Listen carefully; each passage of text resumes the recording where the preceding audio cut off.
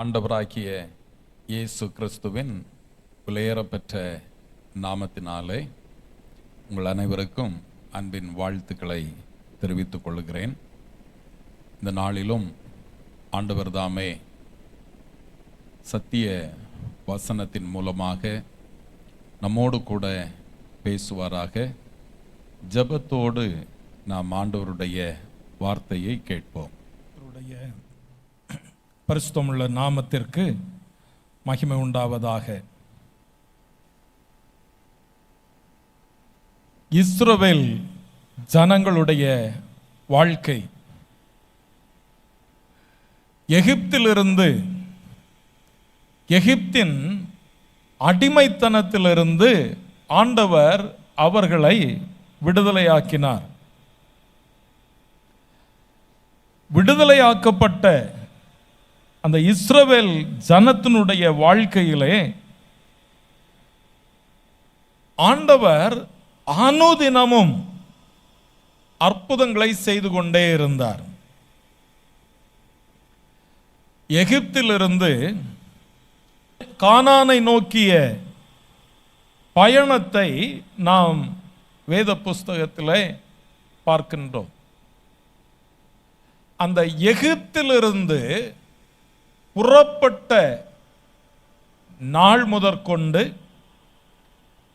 ஒவ்வொரு நாளும் அவருடைய வாழ்க்கை அற்புதங்களும் அதிசயங்களும் நிறைந்ததாக காணப்படுகிறது.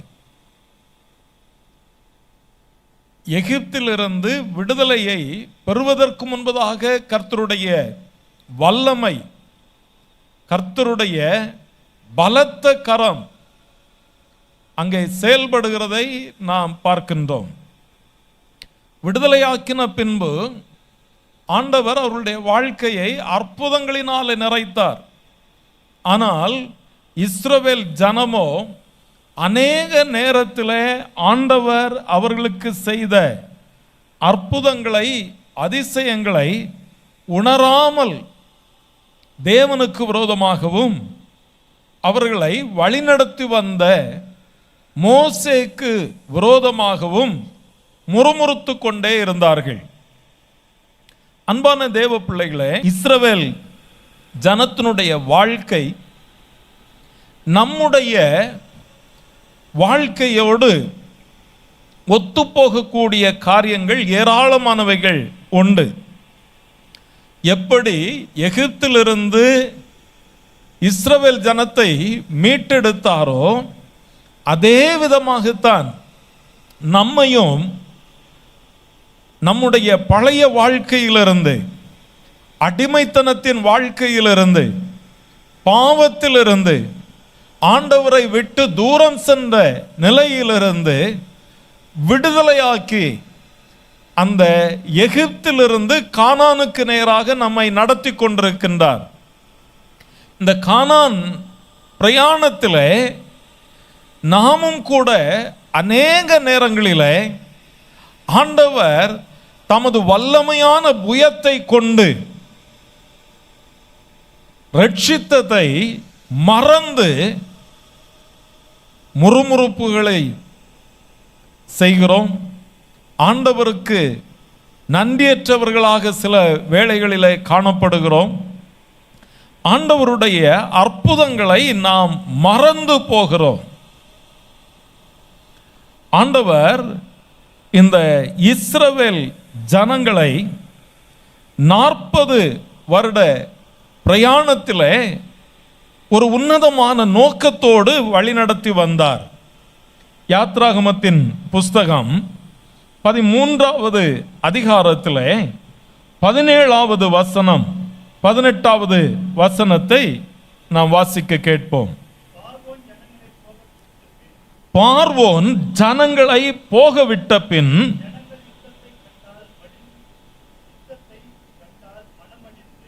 ஜனங்கள் யுத்தத்தை கண்டால் மனமடிந்து எகிப்துக்கு திரும்புவார்கள் என்று சொல்லி பெலிஸ்தரின் தேச வழியாய் போவது சமீபமானாலும் தேவன் அவர்களை அந்த வழியாய் நடத்தாமல் சிவந்த சமுத்திரத்தின் வனாந்தர வழியாய் ஜனங்களை சுற்றி போக பண்ணினார்.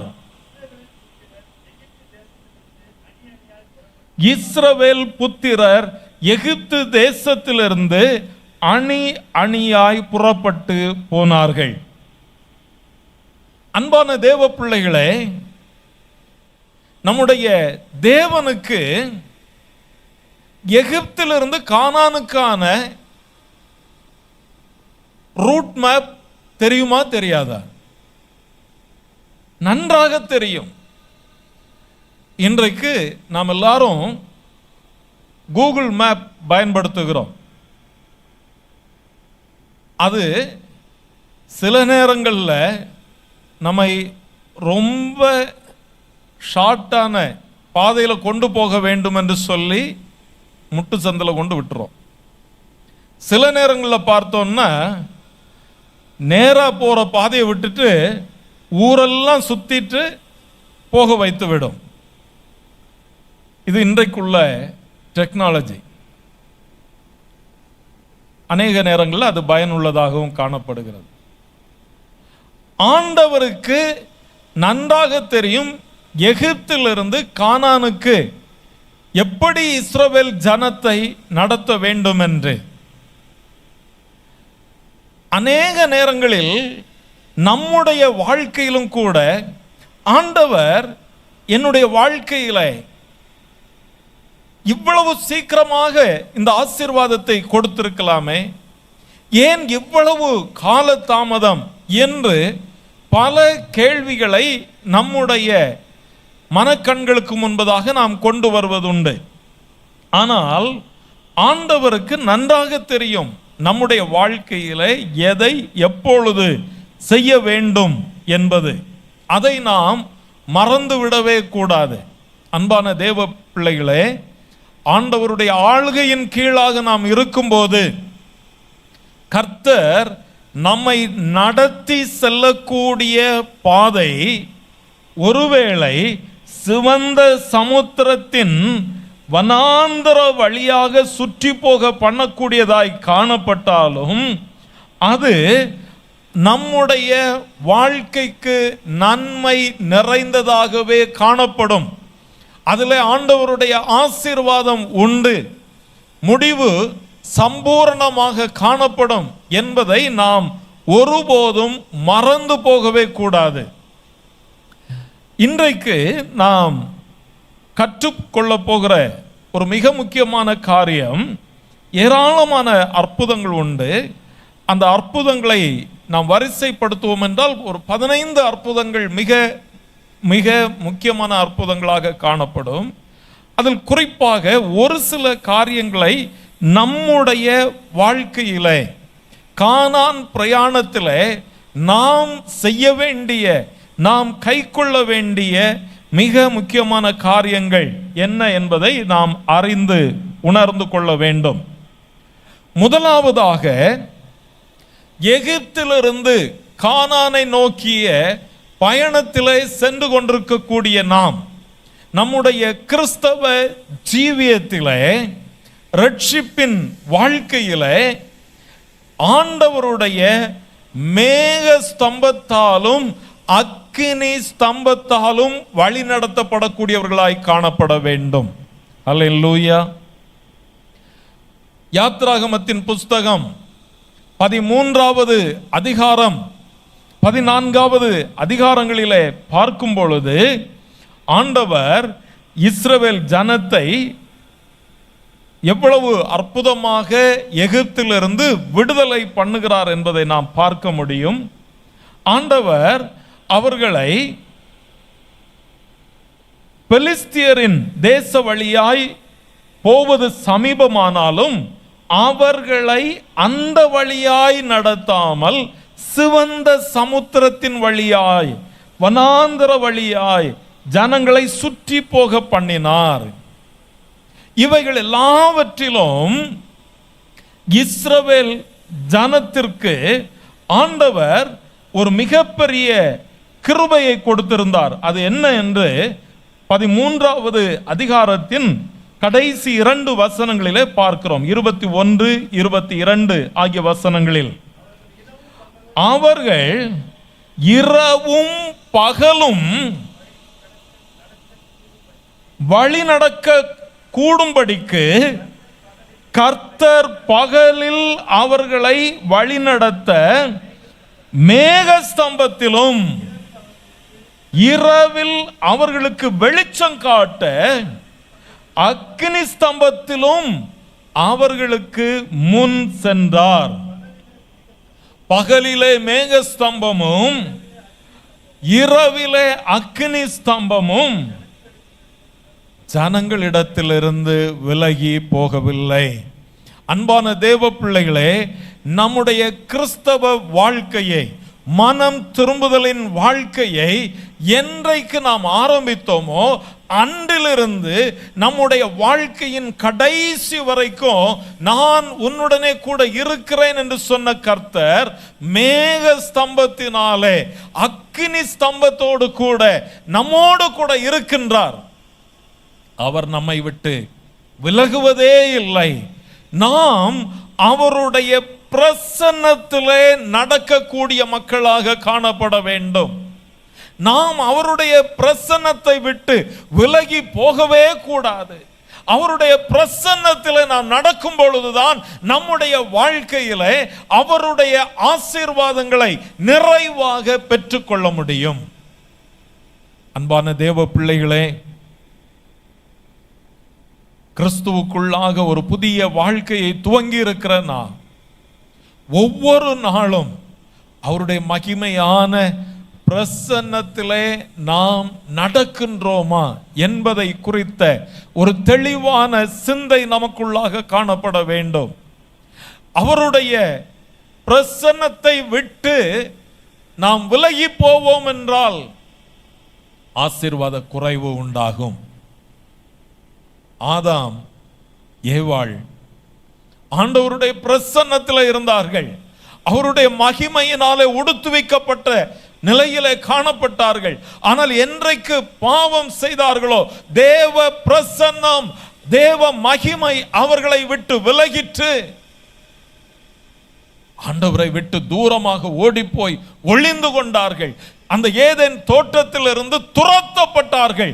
ஆசீர்வாதத்தை தேவன் அவர்களுக்கென வைத்திருந்த அந்த விசேஷித்த ஆசீர்வாதங்களை எல்லாம் இழந்து விட்டார்கள். அன்பான தேவ பிள்ளைகளே, எகிப்திலிருந்து கானானை நோக்கிய இந்த பிரயாணத்திலே அவருடைய பிரசன்னத்தை விட்டு நாம் ஒருபோதும் விலகி போகவே கூடாது. அவருடைய பிரசன்னம், அவருடைய மகிமையான பிரசன்னம் நமக்கு எப்பொழுதும் தேவையாக இருக்கிறது. அவருடைய பிரசன்னத்தை நாம் விட்டு விலகுவோம் என்றால் நம்முடைய வாழ்க்கையில நஷ்டங்கள், வேதனைகள், துன்பங்கள் ஏராளமாக வரும். What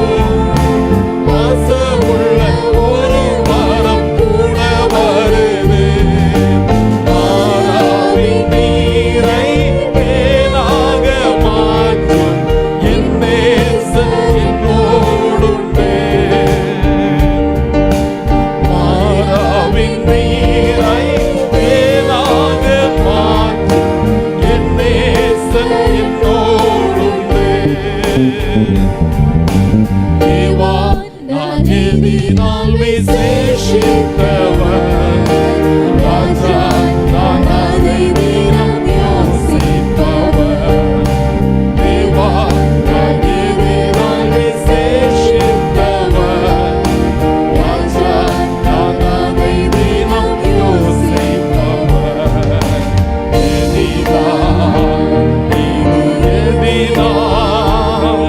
நீர் என்னோடு வருவதினால் எதினால் நீர் என்னோடு வருவதினால்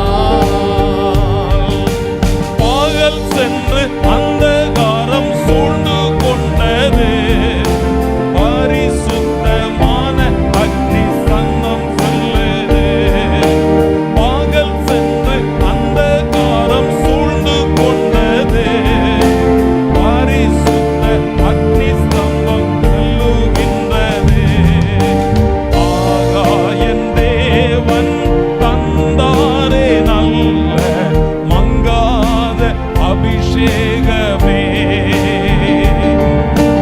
ஆகா என் தேவன் தந்தாரே நல்ல மங்காத அபிஷேகமே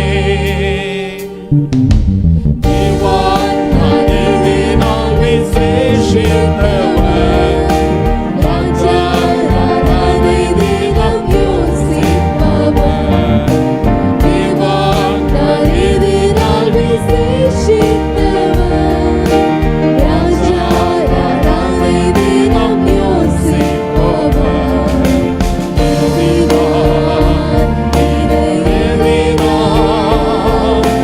என்னோடு வருவதினால்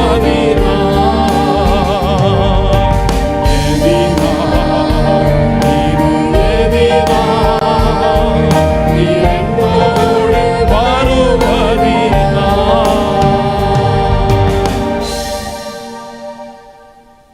நம்முடைய வாழ்க்கையில எப்படிப்பட்ட சூழ்நிலைகளின் ஊடே நாம் கடந்து சென்று கொண்டிருந்தாலும் ஒரே ஒரு காரியத்திலே நாம் தெளிவுடையவர்களாக காணப்பட வேண்டும். நாம் ஆண்டவருடைய மகிமையான பிரசன்னத்திலே அவருடைய மேக ஸ்தம்பத்திற்கு கீழாக இருக்கிறோமா? அவருடைய அக்கினி ஸ்தம்பம் நம்மை நடத்தி கொண்டிருக்கிறதா? அந்த கேள்வி நமக்கு முன்பாக எப்பொழுதும் காணப்பட வேண்டும். அன்பான தேவ பிள்ளைகளே, அவருடைய மேக ஸ்தம்பத்தினாலே அக்கினி ஸ்தம்பத்தினாலே நாம் நடத்தப்பட வேண்டும். இன்னொரு மிக முக்கியமான காரியம் அது என்ன? மோசேயின் வாழ்க்கையிலிருந்து நாம் கற்றுக்கொள்ள வேண்டிய மிக முக்கியமான ஒரு காரியம். யாத்ராகமத்தின் புஸ்தகம் 17வது அதிகாரம் 9வது வசனத்திலிருந்து பார்க்கும் பொழுது, அப்பொழுது மோசே யோசுவாவை நோக்கி, நீ நமக்காக மனிதரை தெரிந்து கொண்டு புறப்பட்டு அமலேக்கரோட யுத்தம் பண்ணு. நாளைக்கு நான் மலை உச்சியில் தேவனுடைய கோலை என் கையில் பிடித்து கொண்டு நிற்பேன் என்றான். அன்பான தேவ பிள்ளைகளே, மோசே கைகளை உயர்த்தி தன்னுடைய கையிலே தேவனுடைய கோலை பிடித்து கொண்டு மலையின் உச்சியிலே நின்று ஜெபித்துக் கொண்டிருந்தான். அந்த ஜெபம் ஒரு பெரிய தாக்கத்தை ஏற்படுத்துகிறது. யோசுவா யுத்த களத்திலே ஜனங்களை, மிக முக்கியமான மனிதரை தெரிந்து கொண்டு அங்கே யுத்தத்திற்கு செல்கிறான். கர்த்தர் அமலேக்கியரோட உள்ள அந்த யுத்தத்திலே ஒரு பெரிய வெற்றியை கொடுக்கிறார். அந்த வெற்றி எப்படிப்பட்ட வெற்றி என்றால், மோசே தன் கையை ஏறெடுத்திருக்கையில் இஸ்ரவேல் மேற்கொண்டார்கள். அந்த கையை தூக்கி கோலை பிடித்து கொண்டு கையை உயர்த்தி ஆண்டவரை நோக்கி விண்ணப்பித்துக் கொண்டிருக்கிறான். ரொம்ப நேரம் கையை உயர்த்தி கொண்டிருக்கிறவன் சோர்ந்து போய் கைகள் தாழ விடுகையில் அமலேக்கியர் மேற்கொண்டார்கள். அன்பான தேவ பிள்ளைகளே, இன்றைக்கு யுத்த களத்திலே நிற்கக்கூடிய யோசுவாக்களை தாங்கக்கூடிய மோசேயை போன்ற ஜெப வீரர்கள் மிக மிக அவசியம். அன்பான தேவ பிள்ளைகளே, அந்த மோசேயின் ஜெபம், தேவ சமூகத்தில் மன்றாடக்கூடிய அந்த ஜெபம், ஆண்டவருடைய சமூகத்தில் நிற்கக்கூடிய அந்த காரியம் ஒரு மிகப்பெரிய தாக்கத்தை, வெற்றியை இஸ்ரவேல் ஜனத்திற்கு ஏற்படுத்தக்கூடியதாக காணப்பட்டது. 12வது வசனத்தில் பார்க்கிறோம், மோசேயின் கைகள் அசந்து போயிற்று. ரொம்ப நேரம் ஆண்டவருடைய சமூகத்தில் மலையின் உச்சியில தேவனை நோக்கி தன்னுடைய கரத்திலே தேவனால் கொடுக்கப்பட்ட அந்த கோலை பிடித்து கொண்டு நிற்கும் போது அவனுடைய கைகள் சோர்ந்து போயிற்று, அசந்து போயிற்று. அப்பொழுது அவர்கள் என்ன செய்கிறாங்க? ஒரு கல்லை கொண்டு வந்து அவன் கீழே வைத்தார்கள். அதன் மேல் உட்கார்ந்தான். நின்று கொண்டிருக்கிறதுல சோர்வு, ரொம்ப நேரம் நிற்க முடியவில்லை. அவனுக்கு உட்கார்வதற்கு ஒரு இடத்தை ஆயத்தப்படுத்துகிறாங்க. ஏனென்றால் மோசே சோர்ந்து போய் கையை கீழே இறக்கிட்டான். அங்கே அமலேக்கியர் மேற்கொள்கிறார்கள். ஆகவே மோசேயை கல்லின் மேல் உட்கார வைக்கிறாங்க.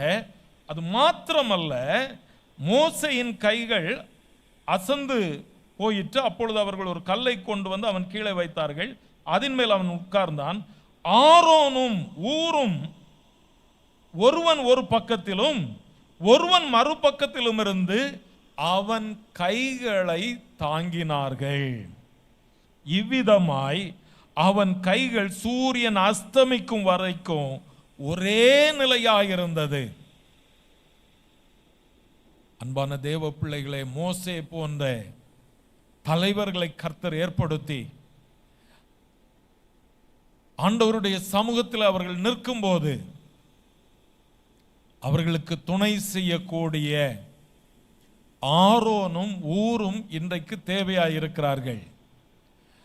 ஆனால் இன்றைக்கு இந்த ஆரோனும் ஊரும் கை கொடுத்தது போல, தாங்கி பிடித்தது போல, தாங்குவதற்கு பதிலாக தாக்கி கொண்டிருக்கின்ற மக்கள் பெருகி போனார்கள்.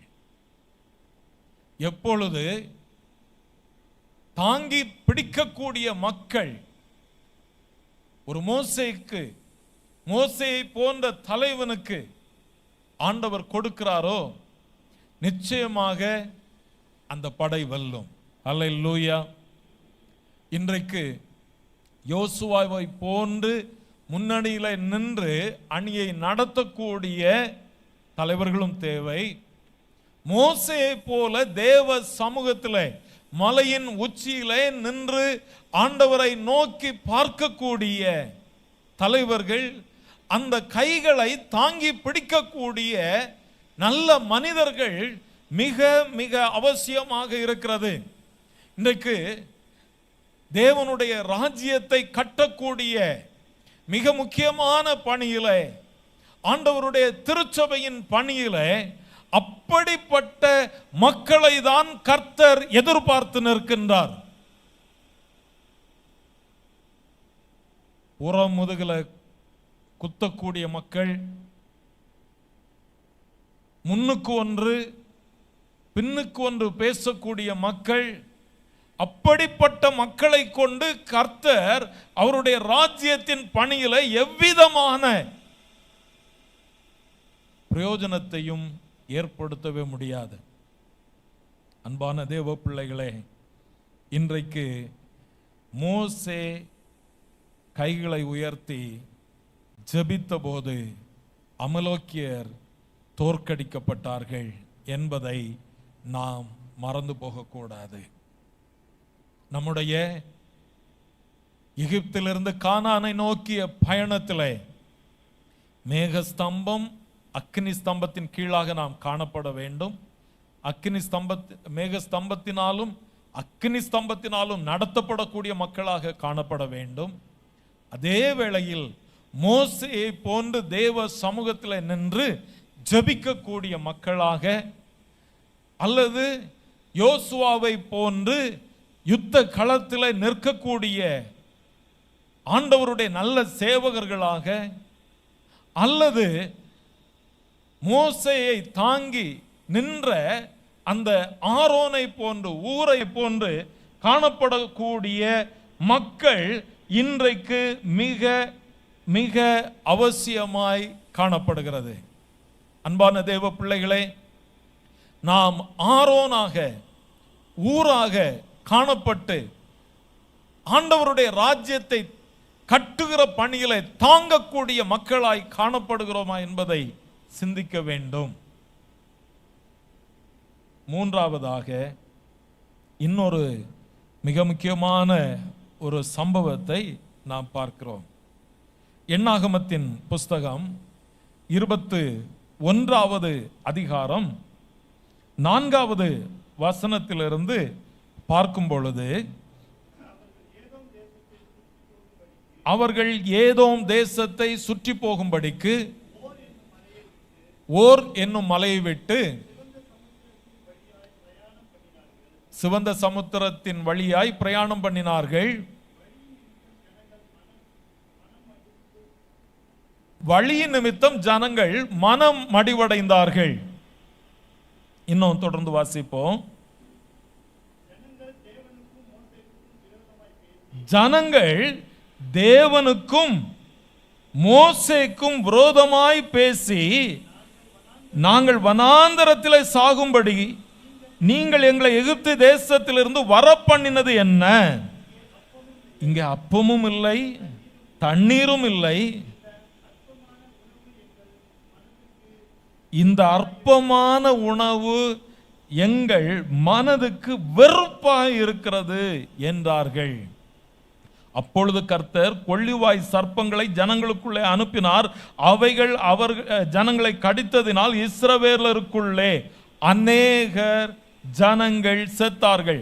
அதனால் ஜனங்கள் மோசேயினிடத்தில் போய், நாங்கள் கர்த்தருக்கும் உமக்கும் விரோதமாய் பேசினதினால் பாவம் செய்தோம், சர்ப்பங்கள் எங்களை விட்டு நீங்கும்படி கர்த்தரை நோக்கி விண்ணப்பம் பண்ண வேண்டும் என்றார்கள். மோசே ஜனங்களுக்காக விண்ணப்பம் பண்ணினான். அன்பான தேவ பிள்ளைகளே, இஸ்ரவேல் ஜனத்தை எவ்வளவு அற்புதமாக நடத்தி வந்தார் என்பதை நாம் யாத்ராகமத்தின் புஸ்தகம் எல்லாவற்றிலும் பார்க்கும்போது அற்புதங்கள் தொடர்ந்து கொண்டே இருக்கிறது. ஒன்றன் பின் ஒன்றாக அற்புதங்கள். மாறாவின் கசப்பை ஆண்டவர் அவர்களுக்கு மதுரமாக மாற்றினார். மன்னாவை வானத்திலிருந்து வருஷிக்க பண்ணி கொடுத்தார். இப்படி எத்தனையோ விதமான அற்புதங்கள். செங்கடலை இரண்டாக பிளக்கிறதை அவர்கள் பார்த்தார்கள். எகிப்திய சேனையானது மூழ்கடிக்கப்பட்டது, செங்கடலிலே மூழ்கடிக்கப்பட்டது. சீனாய் மலையிலே தேவன் அவர்களோடு கூட பேசுகிறார். காடைகள் அவர்களுக்காக ஆண்டவர் கொடுத்தார். இன்னும் எத்தனை எத்தனை அற்புதங்கள். கற்பாறையிலிருந்து தண்ணீர் சுரந்தது. இவைகள் எல்லாவற்றையும் பார்த்தோம். வெறுப்பா இருக்குது. தினமும் இதே உணவு தானா? வெறுப்பா இருக்குது. அன்பான தேவ பிள்ளைகளே, எத்தனை ஆசீர்வாதங்களை சுதந்தரித்தும் எத்தனையோ ஆசீர்வாதங்களை அனுபவித்தோம். அவைகளெல்லாம் நமக்கு இருக்கிறதுனால, அவைகளெல்லாம் நம்முடைய வாழ்க்கையில கிடைக்க பெற்றிருக்கிறதுனால அநேக நேரங்களில் இதே தானா, இதே உணவா, இதே ஆசீர்வாதம் தானா இதே நன்மைகள் தானா என்று வெறுப்படைந்து போய் இருக்கின்றோமா? அன்பான தேவ பிள்ளைகளே, நமக்கு ஆண்டவர் அருளி இருக்கிற எத்தனையோ ஆசீர்வாதங்கள் இன்றைக்கு இல்லாமல் காணப்படக்கூடிய மக்கள் உண்டு என்பதை என்றைக்காவது நாம் சிந்தித்திருக்கிறோமா? அநேக நேரங்களில் இருக்கின்ற ஆசீர்வாதங்களாக நன்றி நிறைந்த இருதயத்தோடு நாம் ஆண்டவருக்கு நன்றி செலுத்தாமல் வெறுப்பாக இருக்கிறது. இதெல்லாம் எங்கள் மனதுக்கு வெறுப்பா இருக்குது. போட்ட துணியே நாம் போடணுமா? எப்பவும் இதே சாப்பாடா? எப்பவும் இதே நிலைதானா? எப்பவும் எத்தனை வருஷம் ஒரே காரை நான் பயன்படுத்தி கொண்டிருக்கிறேன் என்றெல்லாம் பல நேரங்களிலே நாம் நம்முடைய மனதை வெறுப்புணர்ச்சிகளுக்கு இடம் கொடுத்து விடுகிறோம். அன்பான தேவ பிள்ளைகளே, நாம் ஆண்டவருக்கு நன்றி உடையவர்களாக காணப்பட வேண்டும். என்ன நடக்கிறது? ஆண்டவர் கொள்ளிவாய் சர்ப்பங்களை ஜனங்களுக்குள்ளே அனுப்பினார். அவைகள் ஜனங்களை கடித்ததினால் இஸ்ரவேலருக்குள்ளே அநேகர் செத்தார்கள். இப்போ அவர்களுக்குள்ள ஒரு பயம் உண்டாகி மோசேயினிடத்தில் ஓடி வருகிறார்கள். நாங்கள் கர்த்தருக்கும் உமக்கும் விரோதமாய் பேசினதினால் பாவம் செய்தோம். இன்றைக்கு தேவ ஊழியருக்கு விரோதமாகவும் தேவனுக்கு விரோதமாகவும் பேசி அந்த பாவத்தை பாவம் என்று உணராமல் இருக்கக்கூடிய மக்களும் ஒருபுறம் உண்டு. என்ன நடக்கிறது?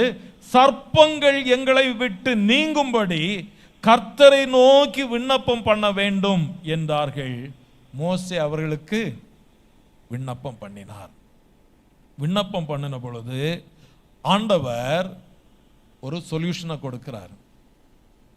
என்ன சொல்யூஷன்? எல்லா சர்ப்பங்களும் அவர்களை விட்டு போகும்படி சொல்லவில்லை. அப்பொழுது கர்த்தர் மோசேயை நோக்கி, நீ ஒரு கொள்ளிவாய் சர்ப்பத்தின் உருவத்தை செய்து அதை ஒரு கம்பத்தின் மேல் தூக்கி வை, கடிக்கப்பட்டவன் எவனோ அவன் அதை நோக்கி பார்த்தால் பிழைப்பான் என்றார். அன்பான தேவ பிள்ளைகளே, பாவம் நிறைந்த இந்த உலகத்திலே நமக்காக நம்முடைய ஆண்டவராகிய இயேசு கிறிஸ்து பாவமானார். அவர் சிலுவையிலே நமக்காக இரத்தம் சிந்தி மரித்திருக்கிறார். இன்றைக்கு நம்முடைய வாழ்க்கையிலே நம்முடைய பாவத்தினாலோ அல்லது நாம் தேவனுக்கு விரோதமாக சிந்திக்கிற செய்கிற காரியங்களினாலே பாதிப்புகள் வரும்போது கல்வாரி சிலுவையிலே நமக்காக இரத்தம் சிந்தி மரித்த ஆண்டவராகிய இயேசு கிறிஸ்துவை நாம் நோக்கி பார்ப்போம் என்றால் நாம் பிழைத்துக் கொள்வோம். அவரை நோக்கி பார்த்த ஜனங்கள் பிரகாசம் அடைந்தார்கள். அவருடைய முகம் வெட்கப்பட்டு போகவில்லை. அன்பான தேவ பிள்ளைகளே, இன்றைக்கு நாம் எப்படிப்பட்ட நிலையிலும் எந்த சூழ்நிலையிலும் நமக்காக கல்வாரி சிலுவையிலே உயர்த்தப்பட்ட இயேசுவை நோக்கி பார்க்கக்கூடிய மக்களாக காணப்பட வேண்டும். அவரை நோக்கி பார்ப்போம் என்றால் நம்முடைய வாழ்க்கையில விடுதலை, நாம் பிழைத்துக் கொள்வோம். நம்முடைய வாழ்க்கையில அற்புதங்கள் ஒன்றன் பின் ஒன்றாக வரும். கல்வாரி சிலுவையை நோக்கி பார்க்கிறோமா? எல்லா பிரச்சனைக்கும் எல்லா சொல்யூஷனையும் நாம தேடி முடித்து விட்டு கடைசியா இயேசுவின் இடத்தில் வருகிறோமா? அன்பான தேவ பிள்ளைகளே, எந்த சூழ்நிலையாக இருக்கட்டும், நாம் கடந்து சென்று கொண்டிருக்கக்கூடிய எல்லா சூழ்நிலையிலும் ஆண்டவராகிய இயேசு கிறிஸ்துவை நாம் நோக்கி பார்க்க ஆயத்தப்படுவோம். அவரை நோக்கி பார்த்தால் நம்முடைய வாழ்க்கையில விடுதலை, அவரை நோக்கி பார்த்தால் நமக்கு அற்புதம், அவரை நோக்கி பார்த்தால் நமக்கு சுகம், அவரை நோக்கி பார்த்தால் நாம் பிழைத்து விடுவோம். ஆனால் அவரை நோக்கி பார்க்க கூடாதபடிக்கு நம்முடைய கண்களை பிசாசானவன் வேறு பக்கங்களில் திருப்பி விட்டு கொண்டிருக்கிறான். அன்பான தேவ பிள்ளைகளே, ஆண்டவரை நோக்கி பார்ப்போம். கடைசியாக இஸ்ரவேல் ஜனம் இந்த கானானுக்குள் போவதற்கு முன்பாக யோர்தானை கடந்து போனார்கள். யோர்தானை அவர்கள் கடந்து போனார்கள். யோசுவாவின் புஸ்தகத்திற்கு நேராக வேதத்தை திருப்பிக் கொள்வோம். யோசுவாவின் புஸ்தகத்திலே 3வது அதிகாரத்திலே நாம் பார்க்கும் பொழுது, அங்கே அதிகாலமே யோசுவா எழுந்திருந்து ஜனங்களை ஆயத்தப்படுத்துகிறான். எதற்கு ஆயத்தப்படுத்துகிறான்? கானான் தேசத்திற்குள் செல்வதற்கு. அந்த கானான் தேசத்திற்குள் செல்வதற்கு முன்பதாக அவர்களுக்கு முன்பாய் பல காரியங்கள் தடையாக நிற்கிறது. எரிகோ கோட்டை, யோர்தான், இவைகள் எல்லாவற்றையும் தடையாக அங்கே ஆண்டவர் அவர்களுக்கு முன்பாக வைக்கின்றார். ஆனால் கர்த்தர் அவைகள் மத்தியிலே அவர்களுக்கு அற்புதத்தை செய்கின்றார். பாருங்கள், யோசுவாவின் புஸ்தகம் 3வது அதிகாரம் 5வது வசனத்திலே பார்க்கிறோம். யோசுவா ஜனங்களை நோக்கி, உங்களை பரிசுத்தம் பண்ணிக்கொள்ளுங்கள், நாளைக்கு கர்த்தர் உங்கள் நடுவிலே அற்புதங்களை செய்வார் என்றான். பின்பு யோசுவா ஆசாரியர்களை நோக்கி, நீங்கள் உடன்படிக்கை பெட்டியை எடுத்துக்கொண்டு ஜனங்களுக்கு முன்னே நடந்து போங்கள் என்றான். அந்தபடி உடன்படிக்கை பெட்டியை எடுத்துக்கொண்டு ஜனங்களுக்கு முன்னே போனார்கள். கர்த்தர் யோசுவாவை நோக்கி, நான் மோசையோடு இருந்தது போல உன்னோடும் இருப்பேன் என்பதை இஸ்ரவேலரும் அறியும்படிக்கு இன்று அவர்களுக்கு முன்பாக உன்னை மேன்மைப்படுத்துவேன். உடன்படிக்கை பெட்டியை சுமக்கிற ஆசாரியரை பார்த்து, நீங்கள் யோர்தான் தண்ணீரை ஓரத்தில் சேரும்போது யோர்தானில் நில்லுங்கள் என்று நீ கட்டளையிடுவாயாக என்றார். பாருங்க, இந்த யோர்தான் ஆற்றில் ஆசாரியர்கள் உடன்படிக்கை பெட்டியோடு இறங்கி நிற்கிறார்கள். யோசுவா அந்த கட்டளையை அவர்களுக்கு கொடுக்கிறான். என்ன நடந்தது பாருங்கள். 13வது வசனத்திற்கு நேராக வாருங்கள். சம்பவிப்பது என்னவென்றால், சர்வ பூமிக்கும் ஆண்டவராகிய கர்த்தரின் பெட்டியை சுமக்கிற ஆசாரியர்களின் உள்ளங்கால்கள் யோர்தானின் தண்ணீரிலே பட்ட மாத்திரத்தில் மேலே இருந்து ஓடி வருகிற யோர்தானின் தண்ணீர் ஓடாமல் ஒரு குவியலாக நிற்கும் என்றான். 15வது வசனம், யோர்தான் அறுப்பு காலம் முழுவதும் கரை புரண்டு போம். பெட்டியை சுமக்கிற ஆசாரியர்களின் கால்கள் தண்ணீரின் ஓரத்திலே பட்டவுடனே மேலே இருந்து ஓடி வருகிற தண்ணீர் நின்று சார்தானுக்கு அடுத்த ஆதாம் ஊர் வரைக்கும் ஒரு குவியலாக குவிந்தது.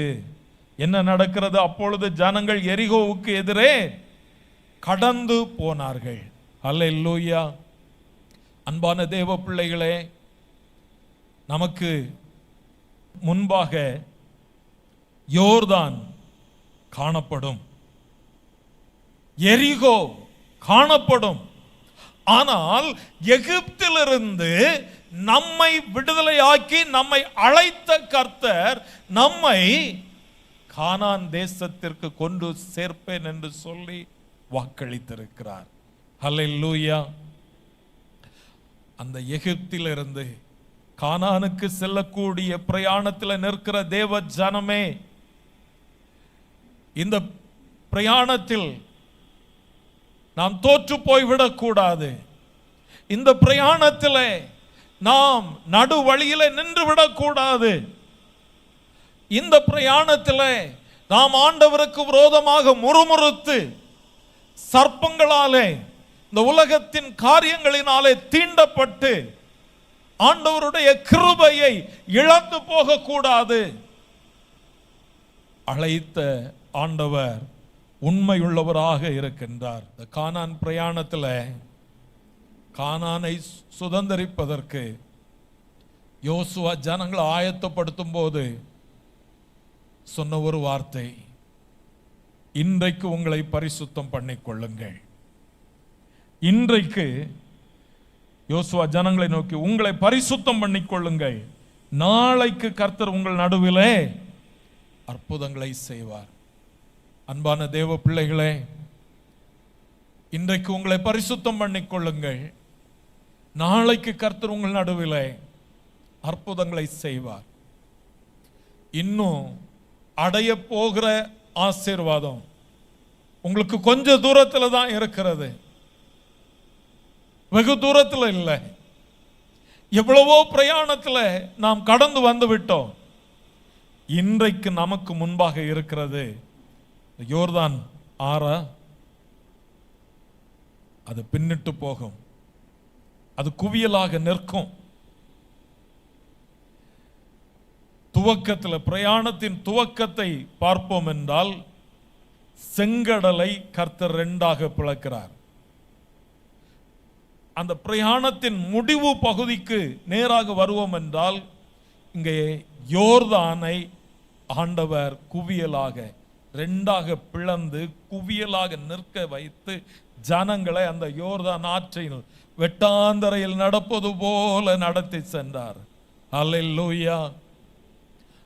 துவக்கத்தின் அற்புதத்தை கண்ட தேவ ஜனமே, முடிவின் அற்புதத்தையும் காணும்படியாக இன்றைக்கு உங்களை பரிசுத்தம் பண்ணிக்கொள்ளுங்கள். நாளைக்கு கர்த்தர் உங்கள் நடுவிலே அற்புதங்களை செய்வார். அந்த அற்புதம் சாதாரணமான அற்புதம் அல்ல, மகிமையான அற்புதம். யோர்தானையும் கடந்து வந்து விட்டோம், இன்னும் எரிகோ கோட்டை நமக்கு எதிராக நிற்கிறதா? ஆண்டவரை துதிக்கிற துதியினாலே அந்த எரிகோ கோட்டையும் தகர்ந்து போகும். அல்லேலூயா. கர்த்தர் நமக்கு ஜெயம் கொடுக்கிறவராக இருக்கின்றார். கர்த்தரை துதிப்போம், கர்த்தரை ஆர்ப்பரிப்போம், எக்காலம் ஊதுவோம். ஆண்டவர் நமக்கு மகிமையான காரியங்களை செய்ய போகிறார். அவரால் கூடாத காரியம் ஒன்றுமே இல்லை. நம் ஒவ்வொருவரையும் கர்த்தர் அழைத்த அழைப்பிற்கு எதற்காக நம்மை பிடித்து கொண்டார், எதற்காக நம்மை தெரிந்து கொண்டார், அதை உணர்ந்து அர்ப்பணித்து வாழ்வோம். கர்த்தர் நமக்கு பெரிய காரியத்தை செய்ய போகிறார். எல்லாரும் நாம் எழுந்து நின்று கிருபை எம்மை சூழ்ந்து கொள்ளும் தம் கிருபை கர்த்தரில் மகிழ்வோம், களி கூர்ந்து இடுவோம். அந்த பாடலை நாம் பாடி கர்த்தரை மகிமைப்படுத்த போகிறோம். கர்த்தர் பெரிய காரியங்களை செய்ய போகிறார். கிருபை எம்மை சூழ்ந்து கொள்ளும் தாம் கிருபை கர்த்தரில் மகிழ்வோம், களி கூர்ந்திடுவோம், கண்டடைந்தோம் கிருபை. கர்த்தரில் மகிழ்வோம், களி கூர்ந்திடுவோம், கண்டடைந்தோம் கிருபை. யோர்தானை கடந்து வந்தோம், எங்கள் இயேசுவில் பலன் அடைந்தோம். யோர்தானை கடந்து வந்தோம், எங்கள் தேவனில் சேனையின் கர்த்தர் முன்னே நடந்தார், சோர்வின்றி காத்துக் கொண்டார். சேனையின் கர்த்தர் முன்னே நடந்தார், சோர்வின்றி காத்துக் கொண்டார்.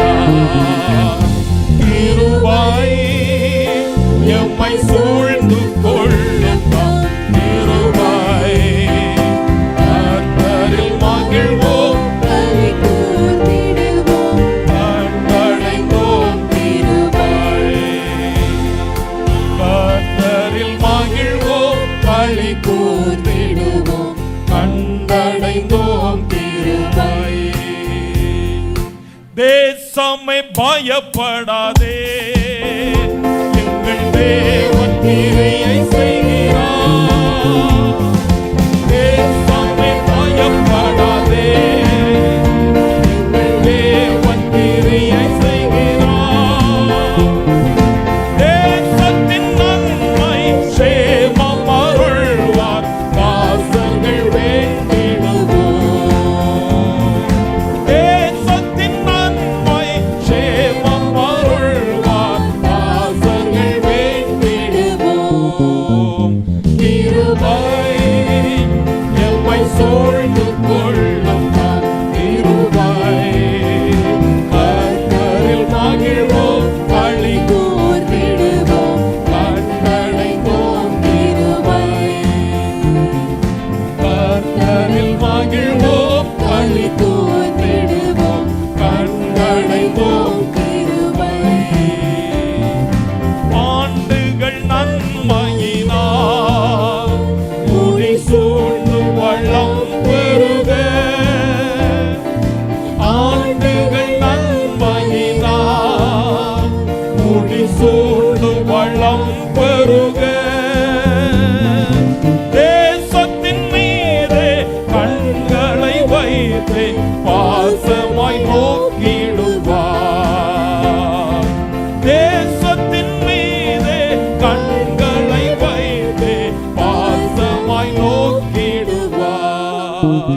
கிருபை எம்மை சூழ்ந்து கொள்ளும் நம் கிருபை. கர்த்தரில் மகிழ்வோம், களி கூர்ந்திடுவோம், கண்டடைந்தோம் கிருபை. கர்த்தரில் மகிழ்வோம், களி கூர்ந்திடுவோம், கண்டடைந்தோம் கிருபை.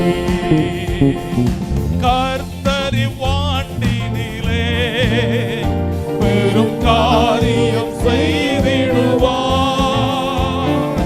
கர்த்தரி வாண்டினிலே பெரும் காரியம் செய்திடுவார்.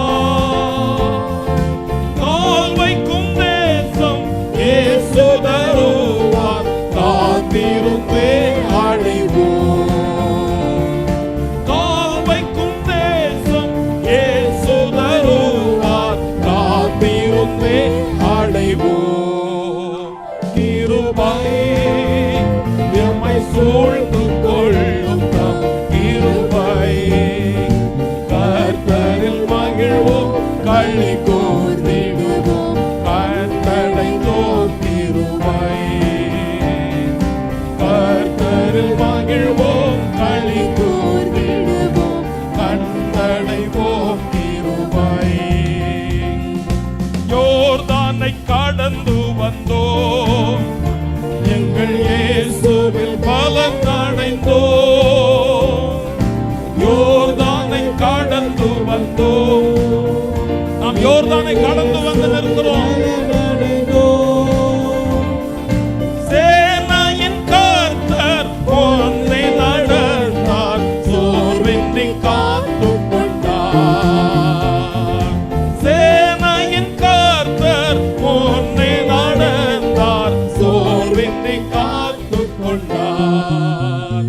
கிருபை எம்மை சூழ்ந்து கொள்ளும் தாம் கிருபை.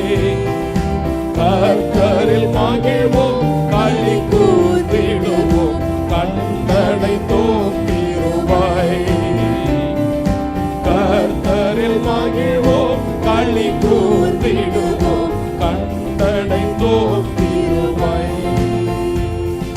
கர்த்தரில் மகிழ்வோம், களி கூர்ந்திடுவோம், கண்டடைந்தோம் கிருபை.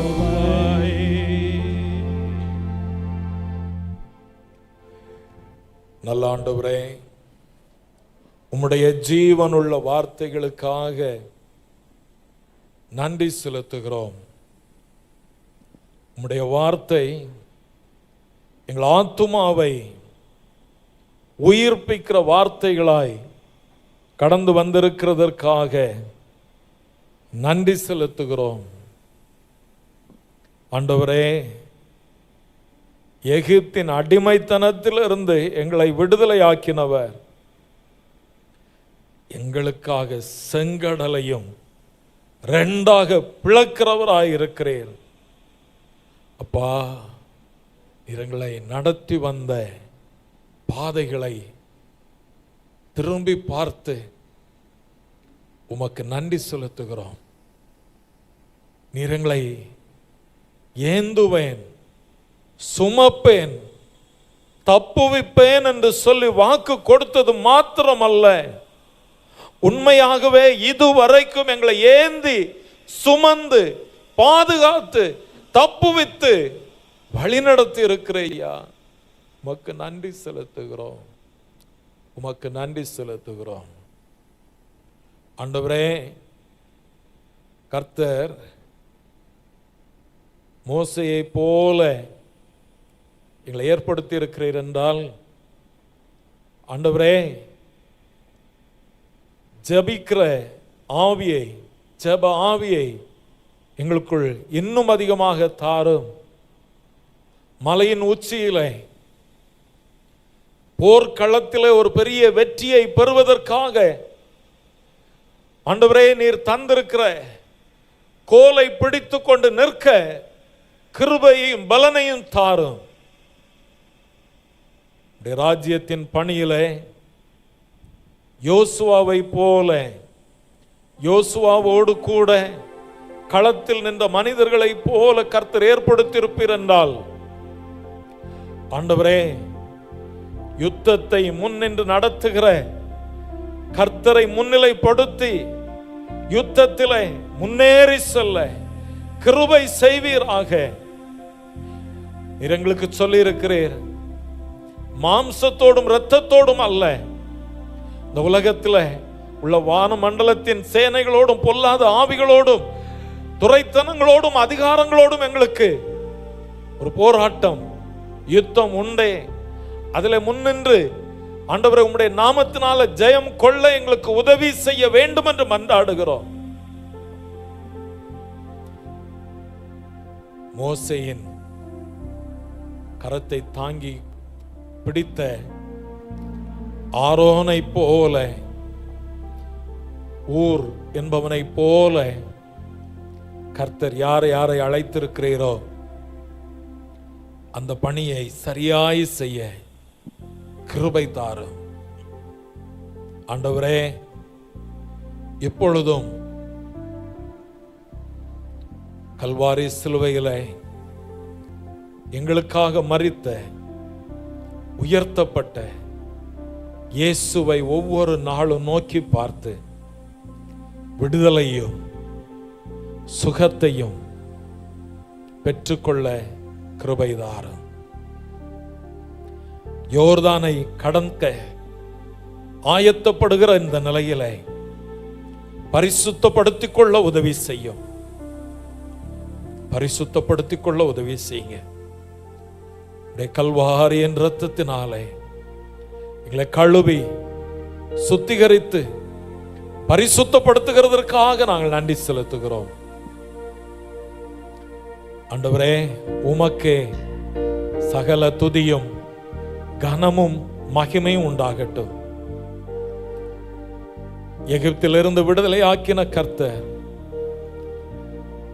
நீர் எங்களை கானான் சென்று சேர்க்கும் வரைக்கும் நீர் எங்களுக்கு மேக ஸ்தம்பமாக, அக்னி ஸ்தம்பமாக இருக்கிறீர்.